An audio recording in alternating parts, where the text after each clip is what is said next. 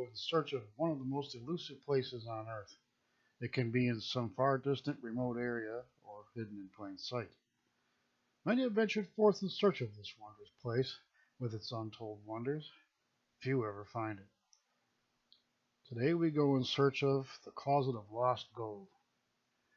And here is the first thing I found in there, a Crosman Model 160 Pell gun, Variant 1, the first of its kind, originally produced from 55 to 56. This is how I found it. Even the automatic safety switch on the bottom left there was broke off. You can see the little rod sticking out. And this is what it looked like when I first got it back together after restoring it inside and out. Nice shiny oil finish too, it's beautiful. Nice grain structure on the elm. And here it is with the ultra rare Ron Robinson scope mounts and an Optima 3-9 by 32 scope. Another one I found here is the Remington Kmart version Mohawk 10C with a Weaver Dual X scope, more commonly known as a Remington Nylon 66. And a Crosman Air 17 and a 177 caliber. Looks like an AR-15 M16. I bought for my son when he was 8 years old, so I found that in there, cleaned it up and gave it back to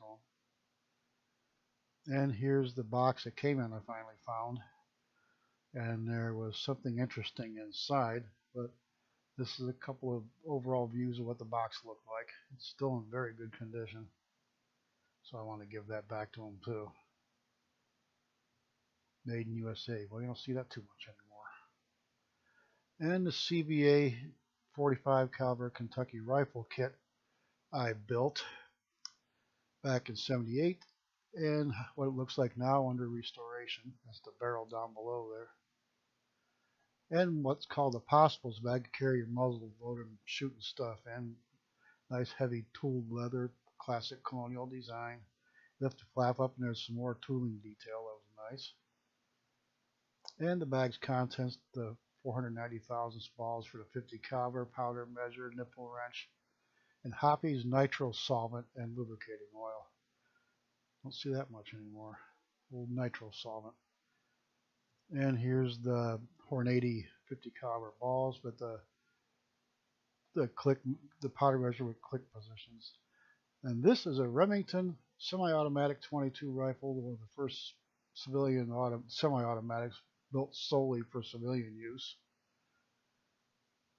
See the bottom there, and here's either 5 or 7 shot clip, I forget. But still in pretty good condition. I've oiled it a couple of times since. Built from 1935 to 47. Here's the factory peep sights I need. I'll have to re-blue those. Drive nails with that thing to 110 yards.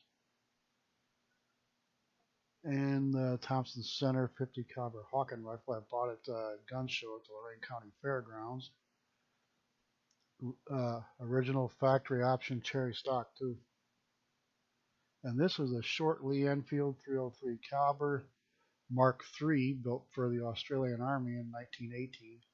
Trapdoor and a brass butt plate for the cleaning kit, which was no longer present. And you can see here it's built in Lithgow Short Lee 3, which denotes it as a Mark III.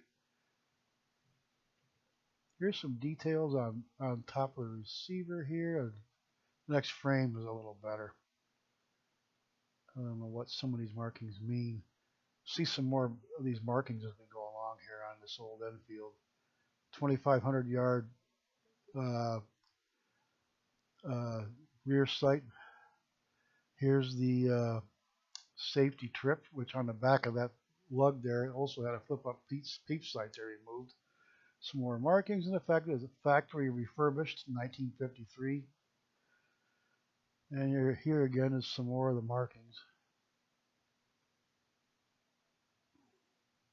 And the wings on the front, protect the front sight, which I need something to get down in there and clean. And the mounting lug on the end there for the very long bayonet. Looks like a poniard that goes on the end of these G's. And once again, the Air 17 box, I mentioned there was something in it. this. My old Variant 1 Crossman 760 Powermaster, 177 caliber pump, all original condition. This is how it looked when I took it out, so it got dust stuck to it and, you know, usual stuff.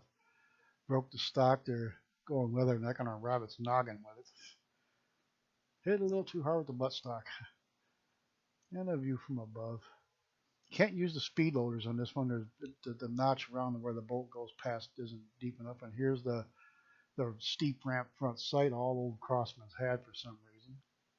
And the switch you depress where you put the BBs in the inner reservoir. And the logo. No serial number. Very odd. Here's with the metal cleaned up with Rem oil and Brownell's patches. Interesting four-stock detail there. Almost looks like flame maple. And the buttstock cleaned up fairly decent.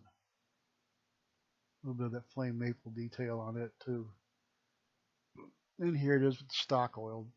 Soaked up oil like a sponge. That wood was dry, boy. And here it is in the gun rack with the other air rifles. You see how short that thing is compared to the other ones. Definitely a carbine. Or it's supposed to be a kid's air rifle. You didn't think we were going to show you where the closet of lost gold is, did you? Here's the way out. Little indication.